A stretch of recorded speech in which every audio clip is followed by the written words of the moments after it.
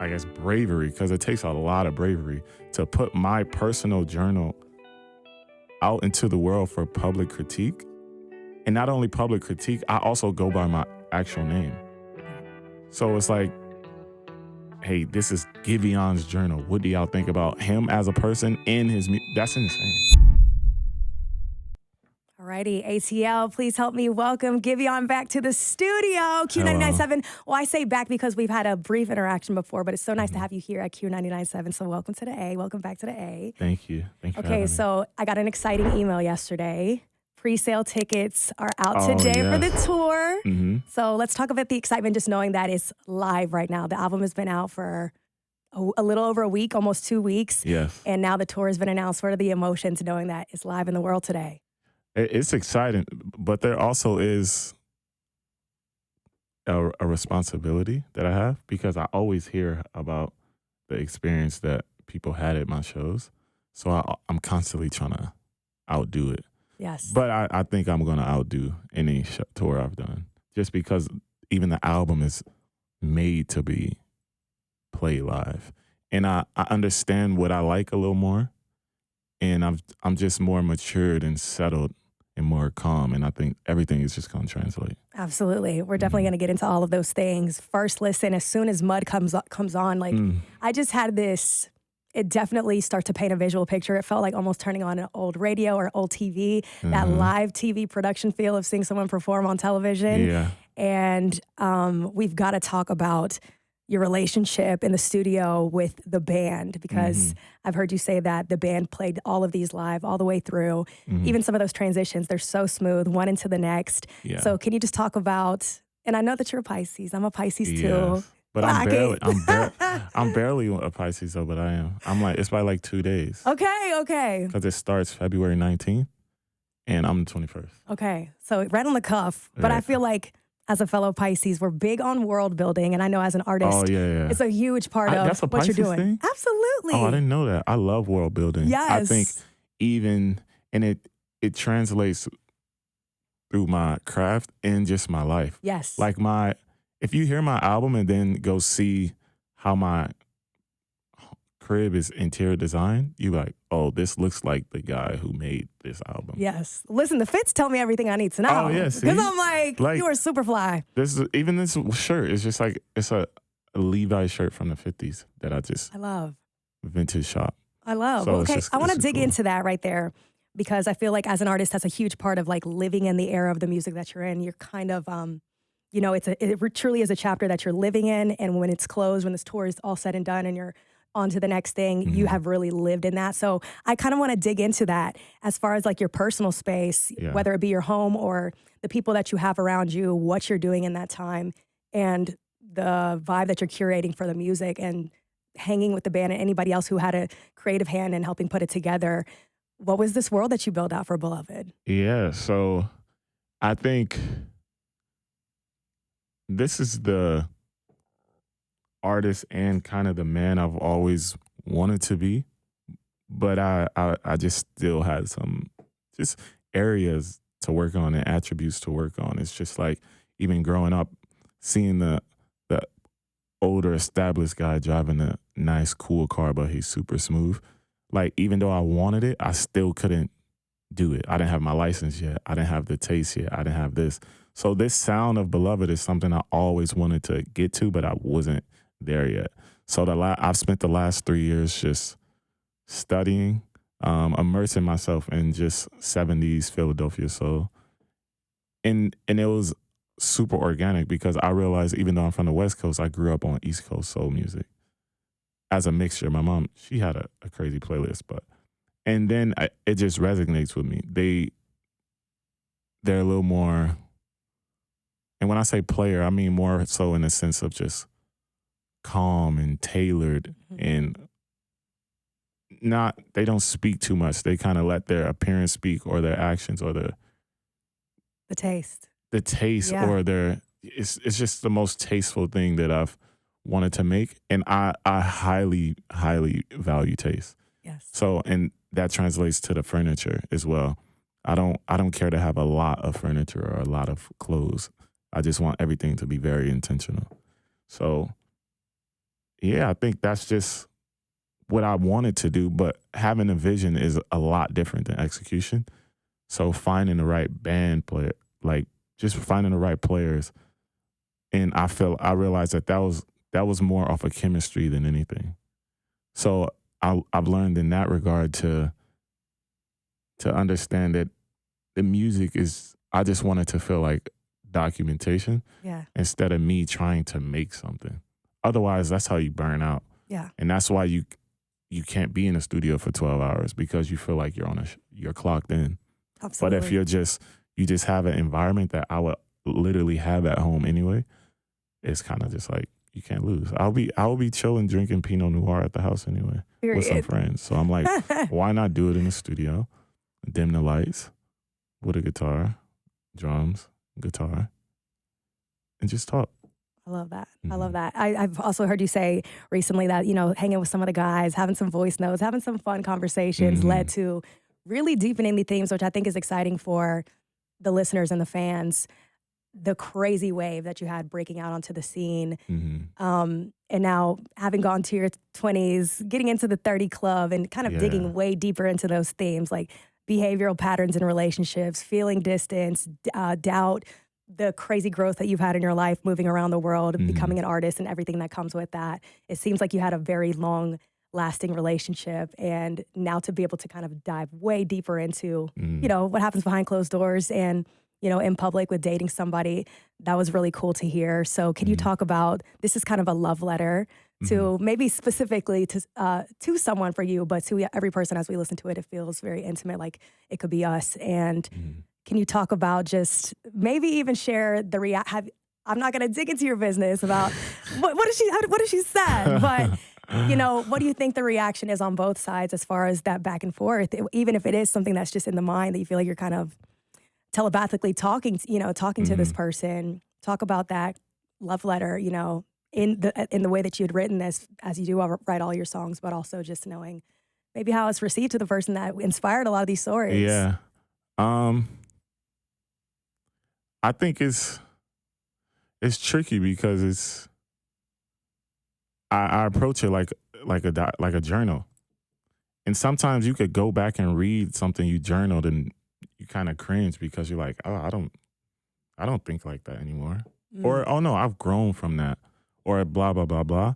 But I treat it like a journal, so it's like I'm almost not even writing it from a place of like, hey, I want you to feel better hearing this. Yeah. It's like more of a photo. This is where I was at during this time. So it's like I can use it also as a before and after photos. So let's say I write an album, two albums later, and it's just the most healthy thing in the world. Yeah. I could be like, man, I remember when I wrote Beloved. So I can see there being an influx of emotions and being like, annoyance and being not agreeing with some stuff, or just that having honesty. I did, or having this disdain because more so because it's public. And I think the idea of the perception of them feeling like someone's taking my side on certain things, I could see maybe that being annoying. But if it's just coming from a place of like, you won't read someone's journal and be like, no, that's not right. That's not right. You just be like, no, he's just expressing himself. Yeah, that's your truth. Having the, I guess, bravery, because it takes a lot of bravery to put my personal journal out into the world for public critique. Yeah. And not only public critique, I also go by my actual name. Right. So it's like, hey, this is Giveon's journal. What do y'all think about him as a person in his music? That's insane. Yeah. So I don't even have the space to be like, okay, I wonder how she felt about this. Yes. I'm still trying to make sure I'm able to maintain my level of humility and groundedness. And I don't even get that from everyone else. I get that when I go back to Long Beach. Yeah. And my brothers are still telling me to shut up. Yeah, they just treat me like, I'm like, all right, bro. I'm not the same little brother. That cracks me up because I was laughing because when you had first come across the scene and it said American, I'm like, I thought this was a European man. Like the vocals is crazy. I love that though, because I saw the recent conversation that you had with your mom in her first interview. Shout out to Miss Pearl. Cute as can be. Yeah, like cute as can be. She was so nervous. Oh, she killed it. She killed it. But I just loved to see that side of you. A very comfortable place to be. Somebody who knows you very, very well. And she had shared, like, in the early days that she knew you had something. Just singing happy birthday would be like, sing, for everybody. So just thinking back on some of those things, what are something that, even just at the house, at the table, at a party, if people are coming around, stories that she tells you about little you that just, she's not going to let them go. They are also kind of a reminder that it was always in the writing for you. Well, I appreciate you're well researched. I really appreciate that. And I think she never she doesn't stop reminding me of how just kind of confident. I'll say confident, but she uses other words. She said I had a little arrogance to me. And I was just like, really? She's like, yeah. And I still do, but it's a lot more tamed. But I'm just grateful for that, because in order to even get to this position, there's a lot of no's. Like, no one was singing with baritone voice, not in this time. So I got a lot of, that his voice sounds weird, his voice sounds this, his voice sounds that. Even growing up, Trump threw it. And there was just like different things that are kind of more of a, I guess, even singing in general where I'm from was like, why are you singing? It's just, I needed that arrogance as a shield. I like that. I needed it. But now that I'm a little more established, a little global. Yeah, I could take it off a little bit. But that's one thing she never forgets to remind me of. Yeah. Like, you always believed in yourself. I love that. I actually also enjoyed the story that you guys had both talked about you working at Bubba Gump, having on that shrimp costume, the mascot outfit, and the crazy summer days, and you being telling your coworkers, rounding them up like, I got a show, and then pulling up from those early days that we really, really remember vividly, because you kind of have to. Delusion may not even be the word, but just that gut instinct of knowing, like, I really don't care what anybody says, because I know something is speaking to me, something is calling me, to now being able to go to places like Australia and all these other crazy places that you've been and people sing globally. How do you internalize that? Like, what do you feel when you have that kind of reception of people from all over the world, from those beginning moments to now? It's like, because I look at people like one person at a time. So it's just like, when someone is moved by a certain song or a certain run or anything that they like of mine, I'm like, I know, because I feel that way. So, and when I try to cater to one person at a time and win over one person at a time, that's when it feels a lot more, I guess, it's easier to digest. But when I look at stuff as groups and masses, that's when it becomes like a fraught, anxious process. Okay. So I'm really good at just that and receiving that, because I also just understand people, because I've grew up around people my whole life. Like, I was not a single child by any means. My mom had 4 boys, but my grandma had 10 kids, and her sister had 10 kids as well. Wow. And my grandma had 23 grandkids and 4 great grandkids. So I just understand people really well. So in each, whether it's a fan or someone who's not a fan, there isn't one person that I've come across with who I haven't experienced in my family. Oh, I love that. Yeah. So it's just like, oh, if someone's even hating, I'm like, oh, you like my uncle so and so. That's hilarious. Yeah, I'm like, oh, you just a makeup. You just a Todd. That's hilarious. You a Todd.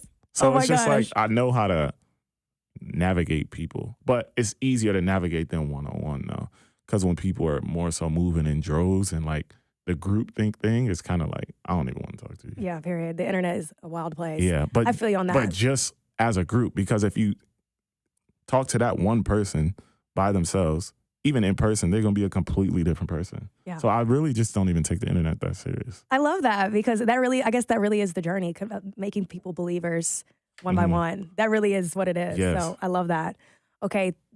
Transitioning into your 30s, the theme's getting deeper.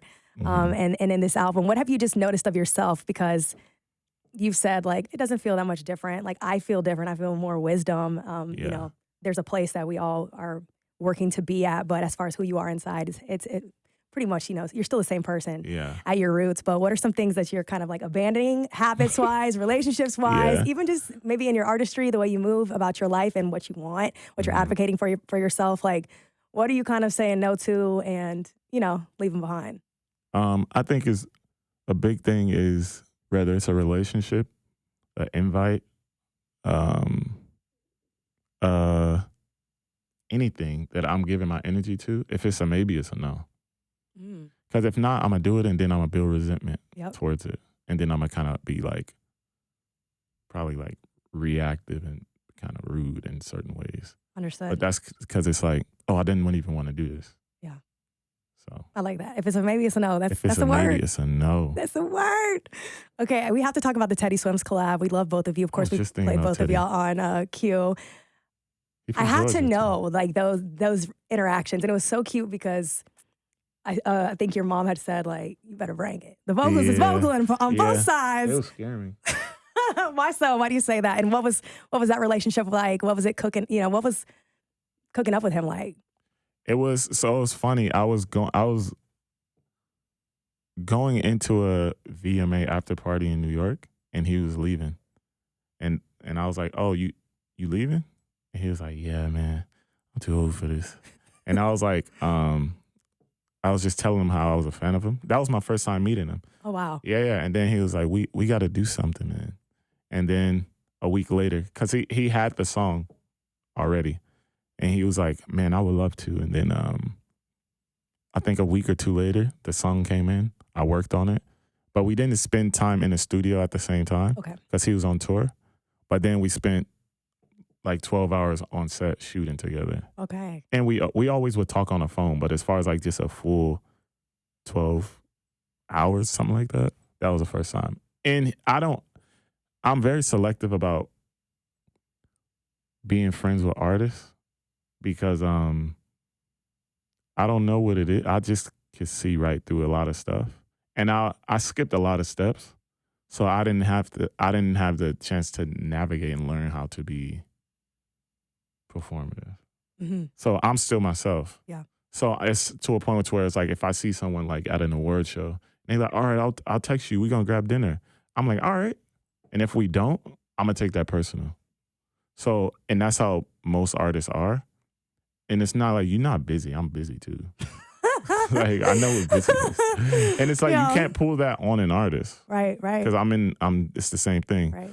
But Teddy is one of the nicest people most kind, genuine people I've ever met. And it's because he's from the South. Period. Yeah. Eric Clackett. That's a Georgia boy for you. That's a Georgia boy. But he also made it worse for other artists because it validates why I don't like artists. I love their work, but as far as like homies and hanging out with them, no, I'm good. I mean, how was that? Like, I think the biggest thing that I've been thinking about as you're getting ready to go back on road, you've taken like a 3-year, I don't even want to call it a break. We know you were working during that time, but living life, to have things to write about, to come back with, because there are very many raw emotions and vocals on this, which I really loved, you know? It felt like that one take. Yeah. Some things that were like really, truly one take that you felt in the moment. And having gone through that crazy launch, for me, Chicago Freestyle will forever be my heart. Like, that opening is crazy. Those lyrics make me feel a type of way, and I'm in a happy relationship. You know what I mean? But it's just, that time was crazy. Justin Bieber, we had the Peaches truck pull up here to the radio station. It was such a time. Yeah. And of course, like Heartbreak Anniversary, wild, you know. All at once, too. Yes, all at once. So, you know, having to get put in so many places and be so many places, shake so many hands and do all these things to now kind of breathe. Be like, what do I want? And you stepping back out. You know, how do you feel about that? Like, just being able to slow down, let yourself catch up to the speed of which you were kind of launched into, and now being able to do it your way. What kind of vibes and energy do you want to bring to the stage on tour with these live performances? What do you want also people to take away? What do you want them to, when they leave the night and they're like, damn, what do you want them to feel? Yeah, I think the biggest thing was because it wasn't an easy 3 years because I was always bombarded with the same three questions: Are you okay? Um, where you been, and when are you dropping music again? So I had to learn how to answer all those questions and learn how to not only push back but just be firmly confident in just the craft, which is would be the first time. So there was this like Mm. anxiousness to it because it's like you're still fairly new and you're gonna go work on an album for 3 years. That's insane. So I was just like, well, either I come back and no one's here anymore, or I take this time and I come back with the most rich, one of the best album I've ever made, and everyone's still there waiting for me, and then I could pick up where I left off. So I chose the latter, Yeah. and I was just like, okay, I dropped a single, and I was just like waiting.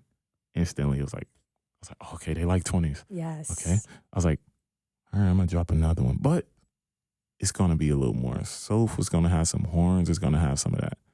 It's gonna have a kind of like a little Al Green bounce to it almost. Mm-hmm. What y'all think about that? Oh, they like it? I was like, okay. All right, so this is what I'm gonna do. I'm gonna drop a 40-minute album, 14 songs, soulful, all live, like 95% live. Strangers it was a little more digital.